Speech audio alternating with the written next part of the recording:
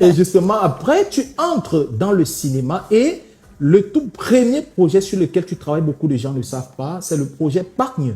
Tu as joué dans un épisode de Pargne Ah ouais. avec à l'époque un certain Thierry Camden au cadrage. Ah oui, oui, Wow. ouais. Et après le projet Pargne, tu vas tout de suite sauter dans l'écurie Fingontralala et tu vas démarrer aux côtés de celui qu'on appelle aujourd'hui El Monumento à travers le projet Tout de Ville. Dans les villes, oui. C'est Mais comme ça, avant, oui. de sauter avec Prési Oui. Fingontralala, j'ai d'abord commencé avec Brissian Wapi. Ah Oui, d'accord. dans la web série La Dufone. Ah la Dufone, c'est avant Tout de Ville. Oui, c'est avant Tout de Ville Ah, parce d'accord. que c'est l'amiral Tolé Oui. qui me met en contact avec Brissian, oui. Oui, donc Le c'est réalisateur. oui, c'est quand président vient au Cameroun que on se déploie pour aller travailler avec lui. Avec Prési. Donc, mais avant ça, on se faisait déjà la Dufone. Et j'avais des petits pranks que je faisais aussi. De temps en temps. De temps en temps. Alors ouais. que les téléspectateurs pardonnent mon histoire un peu bancale, hein, parce que je croyais que la Dufone est arrivée après Tout de Ville. Non. Mais les projets, parce que il y en a qui te découvrent aujourd'hui dans Cicatrice, comme c'était ton tout premier projet en production, mais pourtant tu as produit beaucoup de choses. Ouais. Il y a justement après la Dufone, il y a que tu as produit également la pimenterie de Nelly. Oh oui. Il y a que tu as produit également l'Impasse. En fait, tu as L'Impasse. produit beaucoup de projets sur lesquels on va peut-être y revenir. D'accord. Mais lorsque tu intègres l'écurie Fingontralala et que tu démarres dans Tout de Ville, la mayonnaise ne tarde pas à apprendre.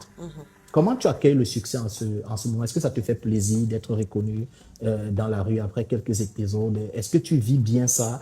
Est-ce que la famille ne commence pas déjà à te gratter un peu des fab colos, des thèmes de temps en temps? Parce qu'on estime que la gloire vient avec l'argent. Oui, bon, on l'estime, mais c'est pas toujours ça. La popularité, comme je dis, ça, c'est son côté positif, en même temps son côté négatif. Mais c'est quand même un honneur de peut-être marcher et puis on dit, ah voilà, c'est Sandra Nelly, elle travaille avec Fingontralala, donc il y a des endroits où tu viens, tu es respecté, et puis tout ça. Donc, et puis c'est ça aussi qui me motive, qui permet à ce que voilà, tu travailles plus dur, parce que ça doit rester ce respect et puis cette popularité-là. Mais à côté aussi, il y a aussi des inconvénients, comme parce que quand on te voit, on se dit forcément tu as de l'argent vu que tu passes à la télé, et peut-être que si tu vas au marché, on vend la tomate à 100 francs, on va te vendre à 500 parce qu'on dit non, toi tu passes à la télé. Et puis encore, tu ne dois même pas encore, discuter. et voilà, tu ne dois pas discuter. Du coup, quand on dit que hey, tu fais comment la télé, hein? Et du coup, On va te mettre la pression. Oui. donc du coup, c'est un peu ça. Donc. Mais qu'est-ce qui pouvait expliquer que à cette époque-là, vous ne soyez pas payé? Bon, vraiment, c'est un discours que j'ai décidé de ne plus tenir. Mais est-ce qu'il y avait quand même d'abord de l'argent? Parce qu'après, on peut ne pas payer parce qu'il n'y a pas d'argent. Oui, ça c'est clair. Tu sais, avoir des enfants, parce que nous, à l'époque, nous étions dans la troupe, nous étions comme des enfants. Les enfants du père, voilà, tout à fait. donc un parent le matin, c'est que il se lève, il dit, bon, aujourd'hui, je suis sorti hier, j'ai pas eu d'argent, mais le peu que j'ai eu, voici ça. Vous ne pouvez pas manger peut-être 3 fois par jour, mais vous pouvez au moins manger une fois, peut-être le matin ou à midi, et puis on va se battre ensemble et on va évoluer.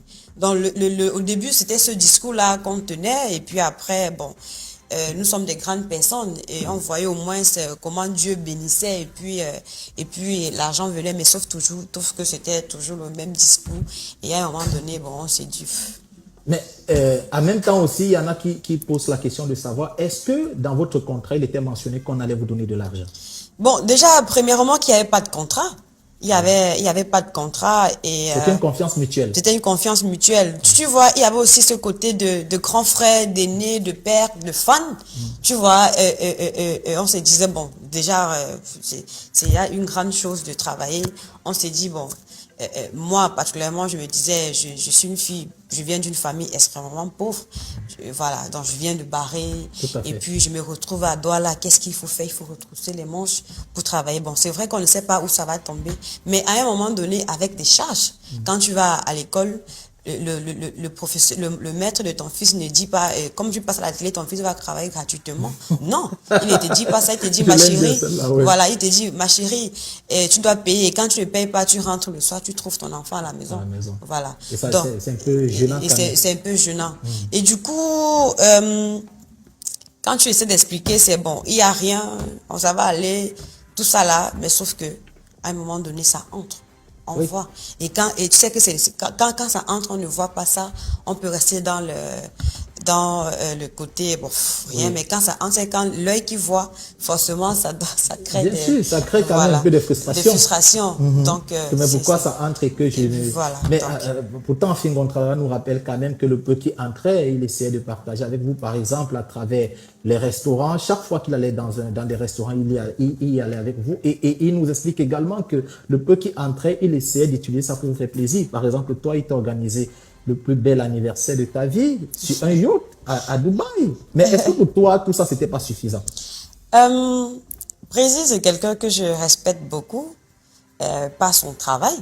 Oui, ça, je le dis, je respecte beaucoup par son travail et il le sait. Mais je suis quelqu'un qui n'accepte pas n'importe quoi. Et je vais jamais accepter des choses qui ne marchent pas. Oui, donc, ça, tu peux pas avoir un enfant. Mon fils, aujourd'hui, il a quel âge? Mon fils, aujourd'hui, il a 12 ans. Voilà, donc tu peux pas amener une mère d'enfant dans un restaurant et prétendre que c'est suffisant. Tu peux pas amener je sais pas comment dire, ton employé ou ta fille qui est aussi en train de bâtir sa famille dans un restaurant et prétendre que c'est suffisant. Pourtant, quand elle rentre, elle a des factures à payer. Pourtant, soit la veille, elle t'a dit, bon voilà, j'aimerais ceci, j'aimerais que qu'on fasse comme ça, comme ça. Nous, ça va nous aider. Tu sais, quand tu as des enfants et tu prends soin d'eux, ça empêche que ces filles-là entrent soit dans la prostitution, dans la vulgarité, dans tout le reste. Tu comprends un peu.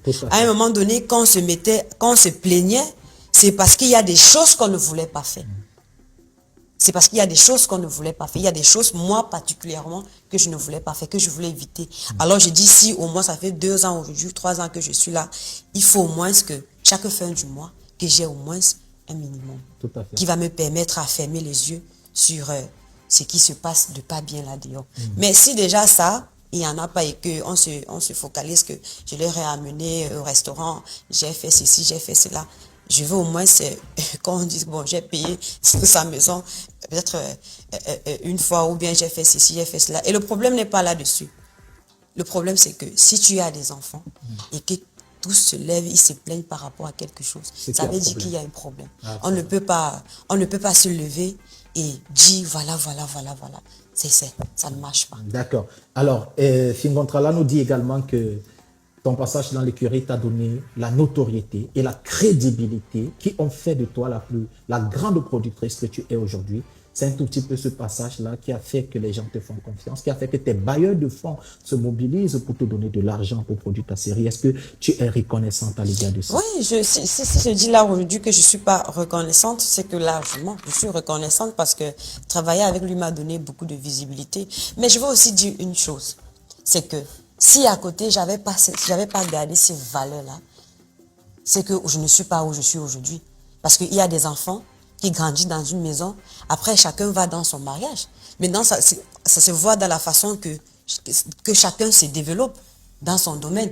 Alors, si je suis ce que je suis aujourd'hui, Sandra Nelly, et puis tout le reste là, c'est parce que à côté, j'ai prouvé qu'on pouvait me faire confiance. Et je travaille, et je continue de travailler, et je m'améliore. Je ne suis pas restée paresseuse, parce que je peux aussi rester sur la casquette que bon, je suis passée là-bas, j'ai la visibilité, et je m'arrête là-dessus. Oui, tout à fait. Voilà, je me suis plaint d'un fait, je suis partie, j'ai travaillé dur. Parce que je crois que j'ai travaillé sur mon projet, depuis 4 ans, je suis là-dessus.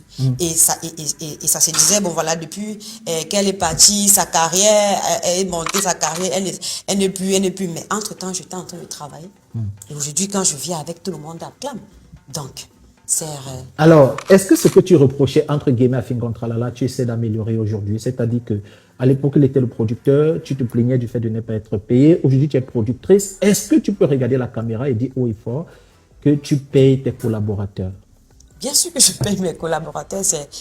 Acteurs, réalisateurs, producteurs. C'est important. C'est important. Tu ne peux pas te plaindre de quelque chose et puis voilà, à côté, tu ne le fais pas. Ça, je le fais. Ok.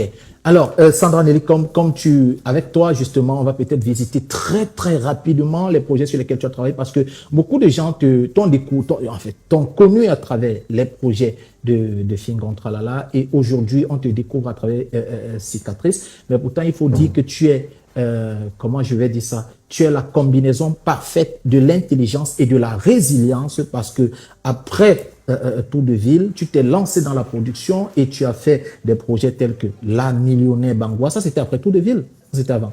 Euh, C'était après tout le ville. Voilà, Après même histoire de famille et puis tout le reste. La femme de mon père. La femme de mon père, je l'ai fait après la pimenterie. Après la pimenterie. Parce que je fais millionnaire la Millionnaire Bangwa, Bangwa. oui, qui parlait du Covid avec tonton Brissian. Tout à fait.